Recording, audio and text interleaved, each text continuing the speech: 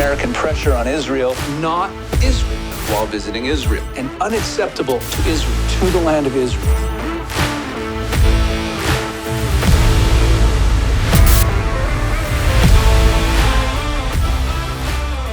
Welcome to Eyes on Israel, powered by Israel 365.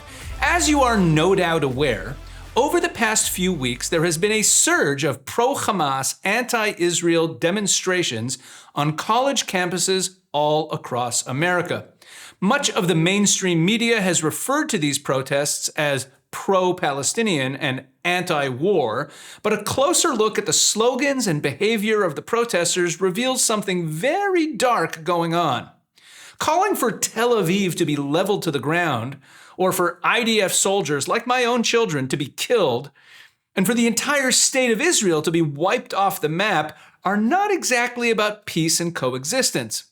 Put simply, there has been a shocking surge in blatant Jew hatred on college campuses. At Yale, a Jewish student was stabbed in the eye with the stick of a Palestinian flag, sending him to the emergency room. And just a few days ago, a Jewish girl was surrounded by 5 pro-Hamas protesters at Dixon Plaza on the UCLA campus and beaten to the point of unconsciousness and had to be rushed to the hospital.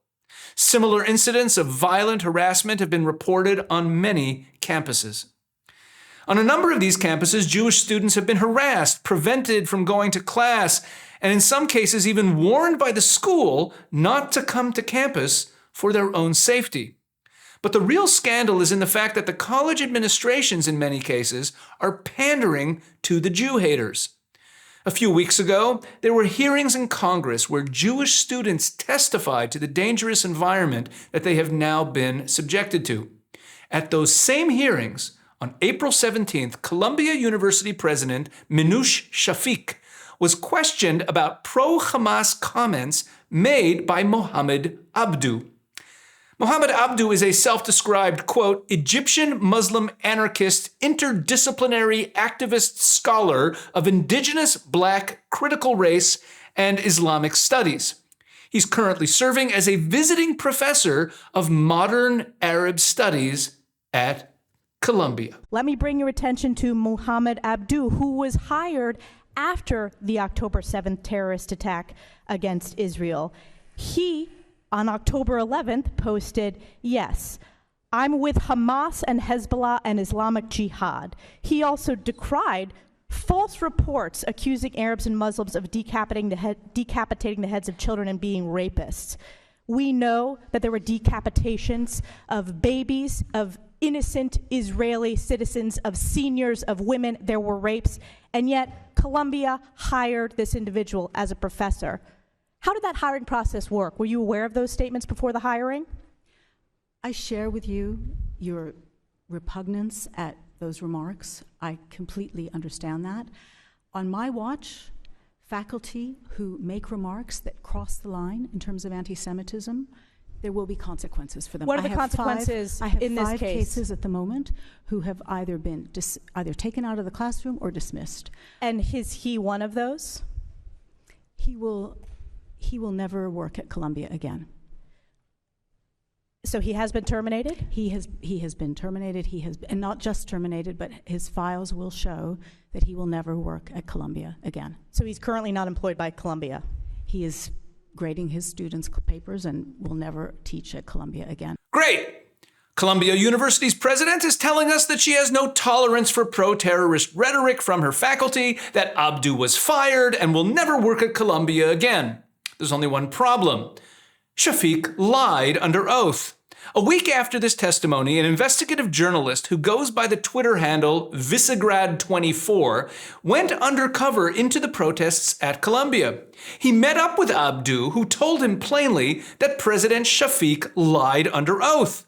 He was not fired. In Abdu's words, posted to Visegrad24's X account, quote, "It was a sham and a lie. I am not fired." And here's audio of a call made by a Jewish parent of a student at UCLA whose son was being prevented from attending classes by pro-Hamas protesters. They said because he's Jewish, he cannot enter that area and that they won't issue him a wristband. So that wasn't a university thing. That's probably the protesters that are out there. Right. So are the protesters allowed to not allow a student who pays tuition access to their class in the library? No, they're not allowed, but unfortunately they have kind of taken over that little area right there. But is there any other entrance that your son can enter through? No, they are barricading every area for him to get into. And with all due respect, why is that even tolerated? Like, why should a Jewish kid have to go to another entrance? It's not, I don't know if I'm going to say it's tolerated, but unfortunately the police are not intervening with that right now. And this is coming from the university, so if you had any questions or concern, you would take it with the university itself. So the university has taken a stance that they will not, in fact, allow or help Jewish students get to their classes. That this is going to be tolerated. We've received a directive to not intervene at this time, yes. Sadly, the story is similar at campuses nationwide. Pro-Hamas, Jew-hating mobs have taken over public areas. Harassment of Jewish students is tolerated with a wink and a nudge from college administrations, and there appears to be no end in sight. Keep in mind that the students on these elite college campuses will be the leaders in government and education of the next generation. Prime Minister Benjamin Netanyahu compared what we are seeing on American college campuses to what transpired on German campuses in the 1930s, and we all know how that ended. But unlike the 1930s, when almost no one spoke up for the Jews, today there are many, mostly Christians, who have been willing to stand up. Joining me now is Luke Moon, Executive Director of the Philos Project, a Christian organization dedicated to education about Israel. Luke recently led a mass counter-demonstration of support for Israel and the Jewish people at Columbia University. Luke Moon, welcome to Eyes on Israel. Thanks for having me. It's my pleasure to be with you. So, Luke, what led you to put together this pro-Israel demonstration? Give us the story behind that, who else was involved, and how it turned out. Well, it was quite amazing. We, on the Sunday before last week, I was asked, we got to organize Christians to come out in solidarity and support of what was happening on the campus of Columbia. And I was like, yeah, I could probably pull together 20, 30 people, no problem, whatever. And the guy I was talking to said, no, we need 500. I was like, man, 500 is a lot. I have a hard time getting, 50 people to turn out for something. But I think, I reached out to some other groups. Sean Foyt was one who's a big worship leader guy. Eric Metaxas, he has a good network through his talk radio show. And between the three of us and a few others, we were able to mobilize Christians in New York to turn up. And I was excited. I kept telling people, I think we're going to get 500. Rabbi Pesach, we had about 5,000 according to NYPD. Wow. There was a moment where I actually stepped into an alcove and actually wept because I was so blown away by the turnout. I couldn't believe it. I properly couldn't believe it. So, Luke, we have about 3 minutes left. Tell us why you believe it's so important for Christians specifically to stand up right now and speak out.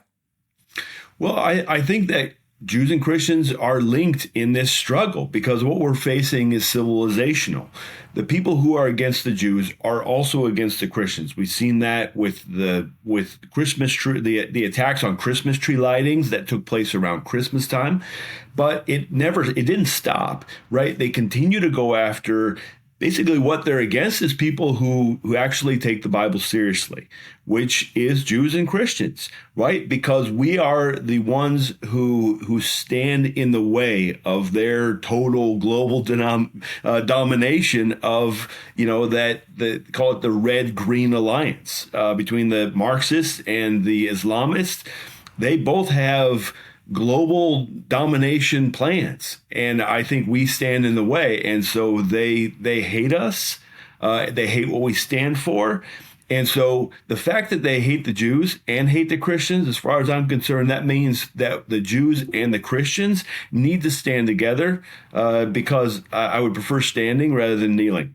So many Americans, unfortunately, have not gotten with the program and don't realize that this war is really a war on Western civilization. But as I've said on this program before, the attacks on Christmas, the attacks on Easter that we saw a few weeks ago by pro-Hamas demonstrators really show us that our enemies understand. They define this war as a war on Western civilization. They really want to take down, exactly as you said, those who believe in the truth of the Bible. And that's what they share in common, even though we sometimes laugh at the fact that a lot of these woke progressives wouldn't make it very far in a Muslim nation. We can laugh at them, but they understand what they're doing. Yeah, it is that coming together. If they see us together, we might as well stand together voluntarily, right? They really just, what they're against is the fact that Western civilization is rooted in the Judeo-Christian values. We know things like all men are created in the image of God from the Hebrew Bible, right? Like that gives us the elements. They love to talk about human rights, but yet they don't know where human rights comes from. Human rights come out of the Bible. And without that, they would have nothing. And they're returning to that, to their pagan roots very quickly. And we're seeing this on campus. And we as Christians and Jews, we need to stand up together and push back every chance we get. Tell our audience where they could follow you, where they could follow you on social media, and where they could follow the work of the Philos Project. Yeah, Philos Project, PHILOS project.org is our website. Luke Moon 1, that's my X handle. And pretty easy to find there. Also, we're on all the socials. All right. Thank you so much, Luke. Thank you on behalf of the Jewish people. God bless you. We'll be right back with more Eyes on Israel just after this.